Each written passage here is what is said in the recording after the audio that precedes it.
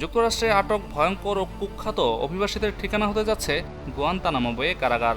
এর মধ্যে কারাগারকে বিপুল সংখ্যক অভিবাসী আটক করার জন্য প্রস্তুত করতে নির্বাহী আদেশে স্বাক্ষর করেছেন মার্কিন প্রেসিডেন্ট ডোনাল্ড ট্রাম্প। এমনকি সেখানে 15 বন্দী এখনও আটক রয়েছেন। 30,000 person migrant facility at Guantanamo Bay. Most people don't even know. এই আদেশ প্রতিরক্ষা মন্ত্রণালয় এবং হোমল্যান্ড সিকিউরিটি মন্ত্রণালয়কে নির্দেশ দিবে গুয়ান্তানামো বেতে 30,000 অভিবাসীর জন্য একটি কেন্দ্র প্রস্তুত করতে। গুয়ান্তানামো বে একটি মার্কিন সামরিক ঘাঁটি, যা অতীতে 9/11 হামলার সঙ্গে জড়িত বন্দীদের রাখার জন্য ব্যবহৃত হয়েছে। ট্রাম্প বলেন, আমাদের গুয়ান্তানামোতে 30,000 বেড রয়েছে, যেখানে মার্কিন জনগণের জন্য হুমকিস্বরূপ সবচেয়ে বিপজ্জনক অপরাধী ও অবৈধ অভিবাসীদের আটক রাখা হবে। তাদের মধ্যে কিছু এতটাই ভয়ঙ্কর যে আমরা তাদের নিজ নিজ দেশে ফেরত পাঠানোর ঝুঁকি নিতে চাই না, তাই আমরা তাদের গুয়ান্তানামোতে পাঠাবো। তিনি বলেন, এটি আমাদের আটক রাখার সক্ষমতা দ্বিগুণ করবে এবং এটি এমন একটি জায়গা যেখান থেকে বের হওয়া অত্যন্ত কঠিন। এই নির্বাহী আদেশটি যুক্তরাষ্ট্র থেকে নির্দিষ্ট অভিবাসীদের অপসারণের জন্য ট্রাম্প প্রশাসনের সর্বশেষ উদ্যোগ। গুয়ান্তানামো বে সন্ত্রাসবাদীদের আটক রাখার জন্য কুখ্যাত, যেখানে বন্দীদের উপর নির্যাতন ও নিপীড়নের অভিযোগ রয়েছে। তবে বাইডেন প্রশাসন এই কেন্দ্র বন্ধ করতে চেয়েছিল।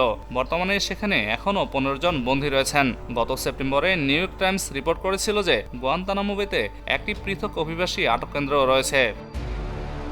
দায়িত্ব গ্রহণের পর ট্রাম্প অভিবাসনের উপর কঠোর নিয়ন্ত্রণ আনতে একের পর এক নির্বাহী আদেশ জারি করেছেন। তিনি দক্ষিণ সীমান্তে জাতীয় জরুরি অবস্থা ঘোষণা করেছেন, সীমান্তে সামরিক বাহিনী মোতায়েন করেছেন, আশ্রয়ের সুযোগ সীমিত করার পাশাপাশি শরণার্থী প্রোগ্রামও স্থগিত করেছেন।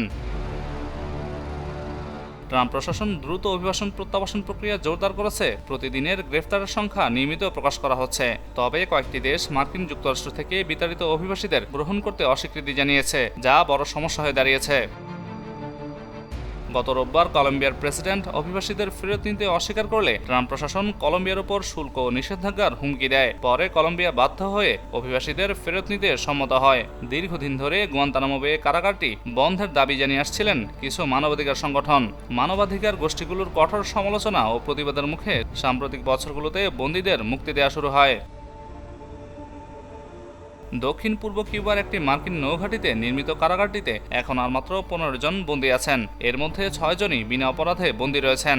2 জন দোষী সাব্যস্ত এবং 7 জনের বিরুদ্ধে 9/11 সহ একাধিক বোমা হামলার অভিযোগ রয়েছে।